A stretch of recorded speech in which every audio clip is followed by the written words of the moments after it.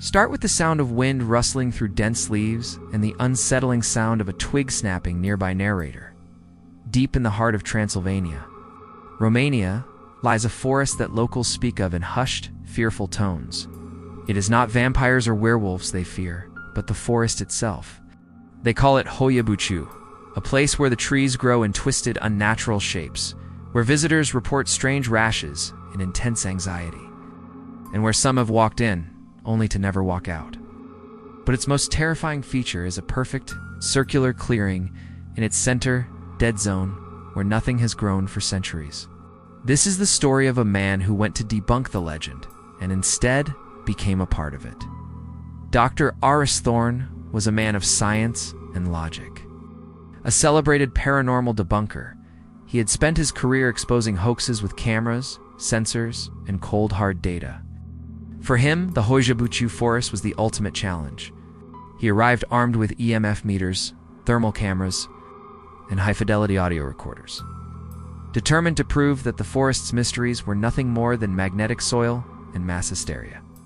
He chose to spend the night alone in the infamous clearing, the Poiana Rotund. As dusk settled, the forest's strange energy began to press in. His equipment, usually reliable, started to glitch. The EMF meter screamed, its needle fluctuating wildly. His audio recorders picked up a low, pulsating hum that had no discernible source. Chris, ever the skeptic, noted it down as unidentified but likely natural interference. But as total darkness fell, logic began to fray. He felt a prickling sensation on his skin, a feeling of being intensely watched by 1,000 unseen eyes. The air grew unnaturally cold. He saw fleeting shadows dance between the crooked trees at the edge of the clearing. Then he heard a voice. It wasn't a whisper on the wind. It was his own voice, speaking calmly from his audio recorder, saying a single, chilling sentence. "You shouldn't have come back."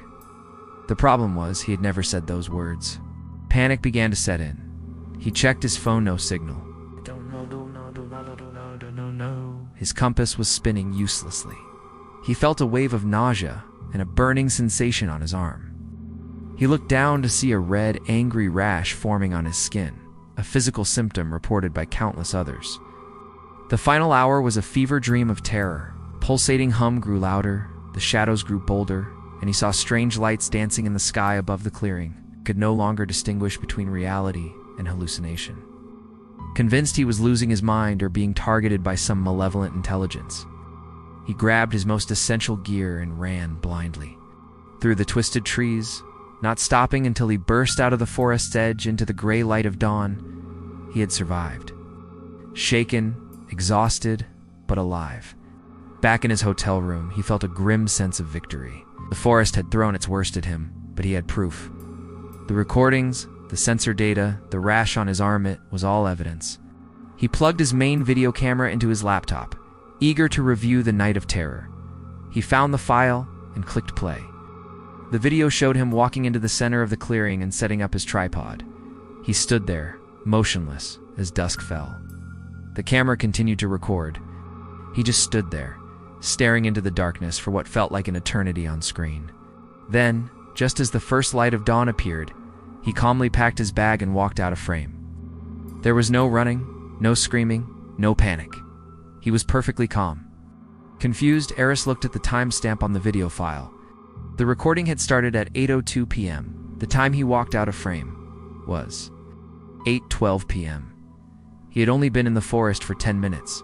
The entire night of psychological torment, the glitching equipment, the disembodied voice, the burning rash, the frantic escape hit, had all been experienced in the span of 600 seconds. The forest hadn't just haunted him. It had reached into his mind and rewritten his perception of reality, implanting an entire night of horror into a few moments of lost time. He looked at the very real, very painful rash on his arm. He didn't just visit a haunted place. The haunted place had visited him and left a souvenir. What is the Hoia Baciu Forest? A place with strange magnetic fields, a gateway to another dimension, or a non-human intelligence that plays with the minds of those who dare to enter? We may never know. Let us know your theory in the comments. If you're fascinated by places that defy all explanation, Hit that like button, share this video, and subscribe to Mystic Shadows. And ring the bell, because you never know what's waiting in the woods.